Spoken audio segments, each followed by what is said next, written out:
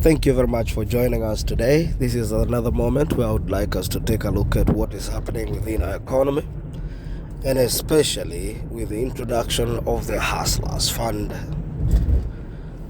Many are celebrating existence of this particular fund. I am too, because it's a step towards the right direction. Others are criticizing, saying it won't work. It is working, but it is not satisfactory. And if anything, we don't know that yet. Only time will be the vindicator. But here's the deal. No matter how hard you try, the last two drops will always fall in your pants.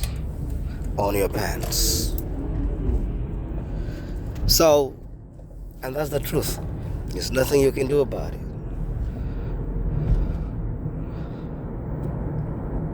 And the idea is, the Hastlers Fund was intended to take care of the small business operators, people who get daily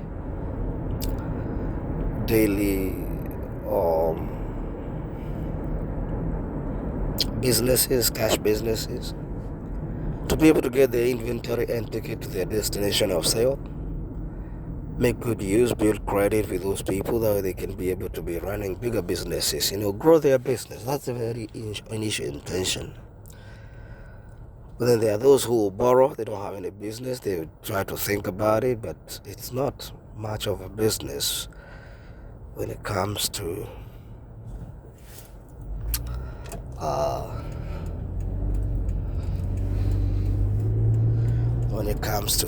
$500, $2,000 Kenya shillings. It's not much when it comes to business. Well, that's a conversation for another day. But here's the deal. We have an opportunity to do the right thing and understand how an economy functions. But to be able to understand an economy functionality, we must understand what drives the economy. And what drives the economy, pretty much, is the quantity of money available. Quantity of money available in circulation within a country or a social context. It is critical that we understand the importance of money in an economy. Because the moment we don't understand that, then all other things that we do are going to be a little bit crunchy. Okay? Going to be not making much sense. But it is because we fail to understand how money is important in an economy. So here's the deal. We're going to start by defining what money is. We already know money is that anything that you use as medium of exchange, store of value, and unit of account. Where does money come from? What are the sources of money? Money comes from the government. Simply put, that is in the bigger picture. Don't worry about it for you. Even your money, ultimately, or if you go to the roots, the money you spend comes from the government. Government prints that money. But you have to earn it. You can't get it because it got printed. Okay? Once the government prints that money and denominates it and gives it value, the real value is given by the element of work. We earn it. We earn those papers. Therefore, when it comes to the government, what we look at is only one thing and one thing only. Government spending. What is the government spending those pieces of paper on? Of course, nowadays, it doesn't necessarily have to come out of the printer. It could be just a mere entry. And even in the definition of money, sometimes we say it's a VAT verifiable record. It could be money, a verifiable record of a financial asset. Could be considered as money. So the quantity the quantity of money available in an economy is very critical. It's important. It defines what we are made of. It defines how much level of activity within an economy there is going to be. It also defines to what extent the length, the longevity of the contracts and subcontracts that are going to be entered into the market. Because if I realize that that economy dries out of cash, I'd rather have short-term contracts.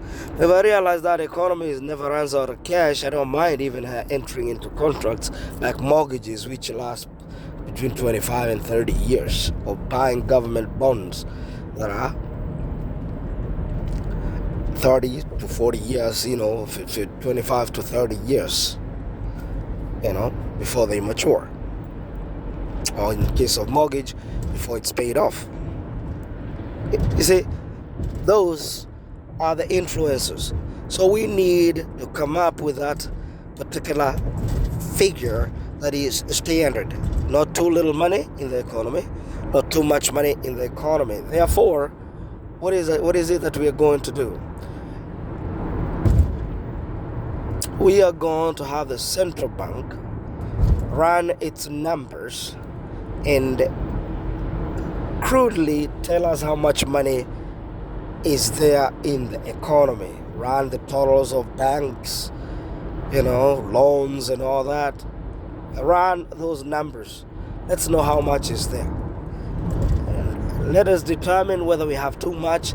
If anything, if we have too much money, then the economy will be heading towards inflation. If we have too little, the economy is going through cash crunch and high interest rates and high appetites of cash, money that cannot be readily available.